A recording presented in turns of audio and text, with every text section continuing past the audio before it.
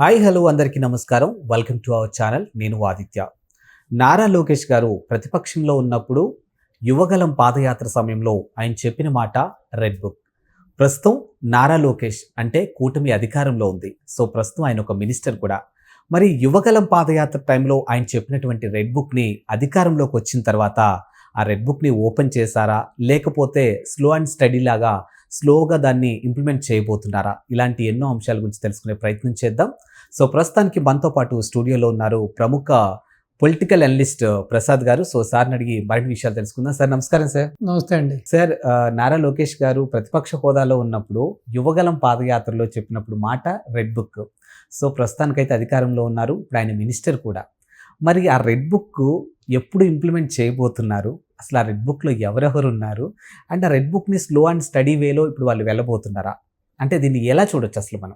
ఒకటండి, ఇప్పుడు red book అంటే చాలామంది కార్యకర్తలు కానీ కొంతమంది నాయకులు కానీ ఆశించేది ఏంటంటే, జగన్మోహన్ రెడ్డి గారు అధికారంలో ఉండగా ఏ విధంగా కొంతమంది వ్యక్తుల చేత, అంటే అసలు సంబంధం లేని వ్యక్తుల చేత కూడా ఆరోపణలు చేయించి, నేరాపణలు చేయించి, సో కంప్లైంట్లు ఇచ్చి కొంతమందిని అన్యాయంగా అరెస్టులు చేయడం, ఇబ్బంది పెట్టడం, హింసించడం కూడా చూశారు మీరు.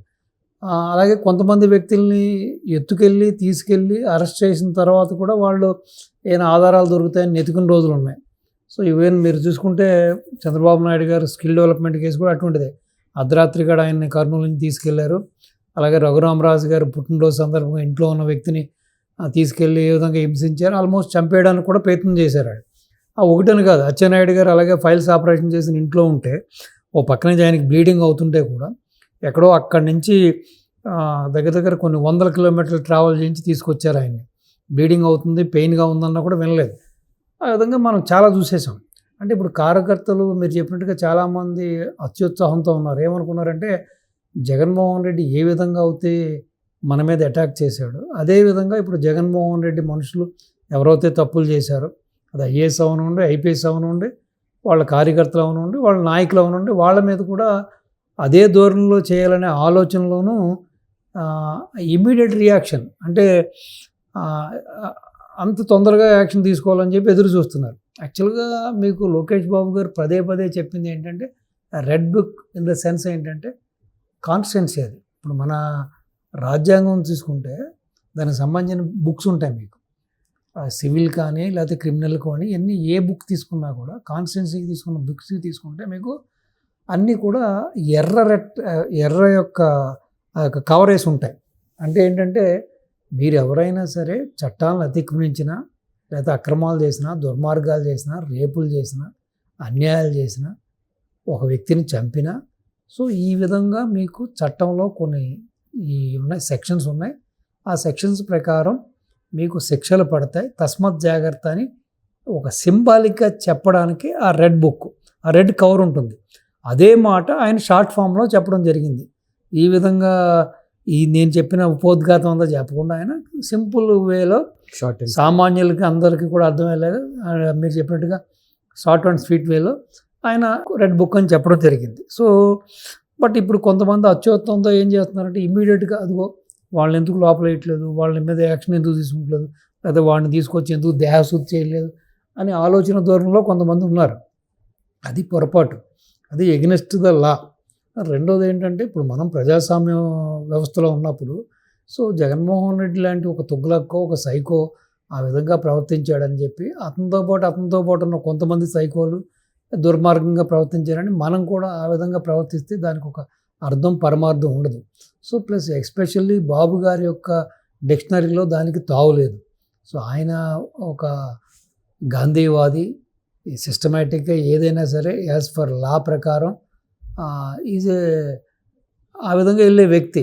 సో కాబట్టి డిఫరెంట్గా మీరు చెప్పినట్టుగా ఇప్పుడు తీసుకుంటే, ఒక పక్కనే గాడి తప్పిన రాష్ట్రాన్ని గాడిలో పెట్టాలా, చిన్నాభిన్నం అయిపోయిన రాష్ట్రాన్ని మళ్ళీ సరిదిద్దాలా, అసలు పూర్తిగా అతాకుతలం అయిపోయి రావణకాష్టం అయిపోయిన రాజ్యాన్ని గాడిలో పెట్టాలా, ప్లస్ సంపద ఎలా సృష్టించాలి, అసలు ఎక్కడ ఏం జరిగింది, ఏ వ్యవస్థలో ఏం జరిగింది, ఏ సంస్థలో ఏం జరిగింది అని అంత సీనియారిటీ ఉన్న బాబు గారికి అర్థం కాకుండా ఆ విధంగా వాళ్ళు అవినీతి చేశారు అన్ని విధాలుగా.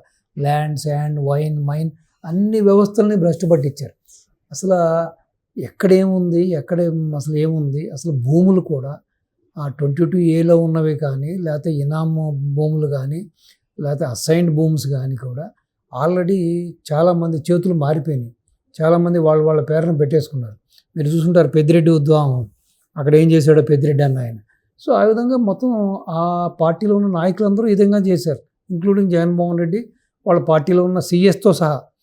సో ఇప్పుడు ఏంటంటే ఇవన్నీ సరిదిద్దుతూనే ఎవరెవరు ఏం చేశారో దాన్ని సమగ్రంగా విచారించి మీరు చెప్పినట్టుగా ఒక పక్కా ప్రణాళిక ప్రకారం, ఒక ప్రూఫ్స్ ప్రకారం, ఫ్యాక్ట్ అండ్ ఫిగర్స్ మీరు చూసారు, శ్వేతపత్రాలు రిలీజ్ చేశారు. రిలీజ్ చేసినప్పుడు ఎక్కడెక్కడ ఏ దాంట్లో ఎంతెంత అవినీతి జరిగిందో మీరు చూశారు. సో ఆ విధంగానే 1 by 1 వెళ్తున్నారు. బట్ ప్రజలు కొంతమంది ఆశించేది, కొంతమంది కార్యకర్తలు ఏంటి ఇన్స్టెంట్గా ఆశిస్తున్నారు. సో ఇన్స్టెంట్గా అది జరగని పని. ఇప్పుడు సపోజ్ తీసుకెళ్ళి పెట్టినా కూడా దానికని కోర్టులు ఉన్నాయి, ప్రజా సంఘాలు ఉన్నాయి. రేపొద్దున ప్రజల్లోంచి తిరుగుబాటు వస్తుంది, ప్రజా సంఘాల్లోంచి వ్యతిరేకత వస్తుంది, కోర్టుల నుంచి కూడా వ్యతిరేకత వస్తుంది, కోర్టులు మొట్టుకాయలు వేయాల్సిన పని ఉంటుంది. సో ఆ విధంగా ఒక ప్రణాళిక లేకుండా, కరెక్ట్గా వాళ్ళని ఫ్రేమ్ చేయకుండా, వాళ్ళ నేరాలను నిరూపించకుండా, ఆ నేరాపురంలో వాళ్ళ మీద అభియోగం చేయకుండా, సో జగన్మోహన్ రెడ్డి చేశాడు అదే రీతిలో మనం చేద్దామంటే కూడా ఇమీడియట్గా వాడికి బెయిల్ వస్తుంది. వాడు 2 రోజులు లోపల ఉన్నా కూడా 3 రోజులు బెయిల్ తెచ్చుకుంటాడు. దానికి ప్రయోజనం లేదు. సో ఇప్పుడు జరగవలసింది ఏంటంటే, జరిగిన అవినీతి కానీ, అక్రమాలు కానీ, దుర్మార్గాలు కానీ, ఈ మర్డర్లు కానీ, ఈ మానభంగాలు కానీ, సో ఈ వ్యవస్థలు చిన్నాభిన్నం అయిపోయినాయి. కాబట్టి వీటిలన్నిటిని సరిదిద్దాలంటే ఎవరైతే కల్ప్రిట్స్ ఉన్నారో, ఎవరైతే దోషులు ఉన్నారో వాళ్ళందరినీ కూడా కఠినంగా శిక్షించాలి. ప్లస్ వాళ్ళ దగ్గర నుంచి రికవరీ చేయాలంటే కూడా ఏదైతే దోచుకున్న సొమ్ము ఉందో, దోచుకున్న భూములు ఉన్నాయో, దోచుకున్న ప్రభుత్వ సొమ్ము ఉందో, ఎట్లన్నింటినీ కూడా రికవరీ చేయాలంటే సో దానికి తగ్గ ఒక పక్కా ప్రణాళిక ప్రకారం వాళ్ళు చేసిన నేరాలన్నీ కూడా ఒక రుజువులతో సహా మనం రేపొద్దున ఎవరైనా సరే ప్రశ్నించినా కూడా వాళ్ళకి సమాధానం చెప్పే విధంగా వెళ్ళాలనే రీతిలోనే ఈరోజు లోకేష్ బాబు అయినా, ఈ కూటమి ప్రభుత్వం అయినా, చంద్రబాబు నాయుడు గారైనా ఆ విధంగానే చర్యలు జరుగుతున్నాయి, ఆ విధంగానే వెళ్తున్నారు. సో డెఫినెట్గా రెడ్ బుక్ అన్నది ఒక ఎలక్షన్ టైంలో తీసుకొచ్చి ప్రజల యొక్క ఎమోషన్స్ని ఎన్కాష్ చేసుకోవడానికి వాడింది అయితే కాదు.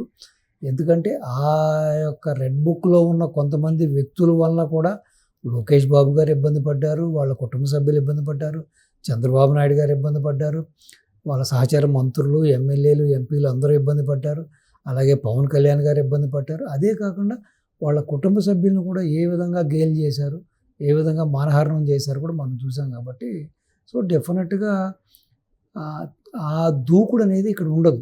అంటే దూకుడు అనేది ఏంటంటే ఒక మూర్ఖుడు, ఒక వ్యవస్థల గురించి విలువలు తెలియనివాడు, ప్రజాస్వామ్య విలువ తెలియనివాడు, అసలు ప్రజాస్వామ్యాన్ని అపహాస్యం చేశాడు. కాబట్టి జగన్మోహన్ రెడ్డి తలుచుకున్నప్పుడే తాత పెళ్ళి అన్నట్టుగా ఇమీడియట్గా మీ మీద ద్వేషం ఉంటే, నా మీద ద్వేషం ఉంటే నెత్తుకురండి, తీసుకురండి, లోపలేయండి, వాడిని టార్చర్ చేయండి, వాడిని కొట్టండి, లేకపోతే వాడి భూమి లాక్కోండి, వాడి డబ్బులు లాక్కోండి. So even land titling act కూడా మీరు చూశారు.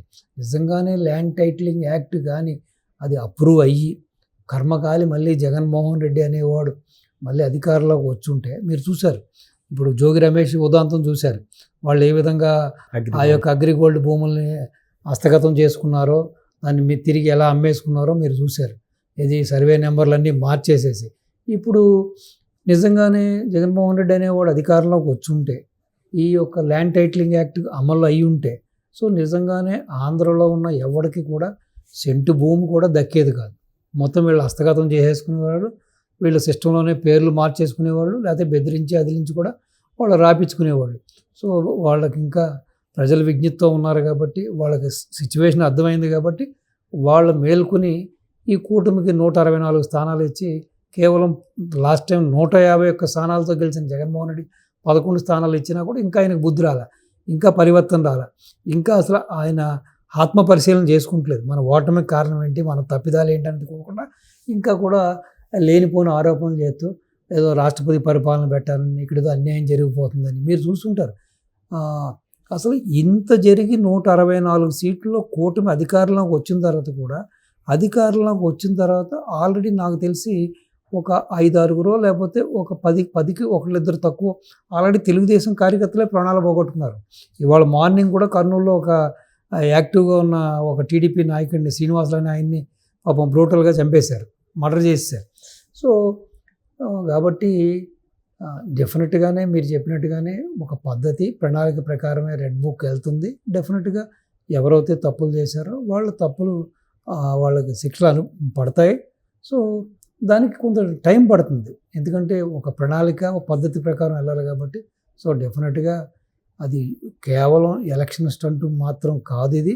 సో డెఫినెట్గా ఆయన మీద కూడా 20 కేసుల దాకా పెట్టారు, లోకేష్ గారి మీద కూడా. సో డెఫినెట్గా రెడ్ బుక్ అనేది ఉంటుంది.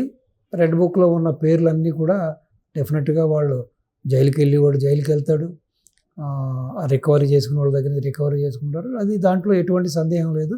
డెఫినెట్గా యాక్షన్స్ అయితే ఉంటాయి. Thank you sir. నమస్తే.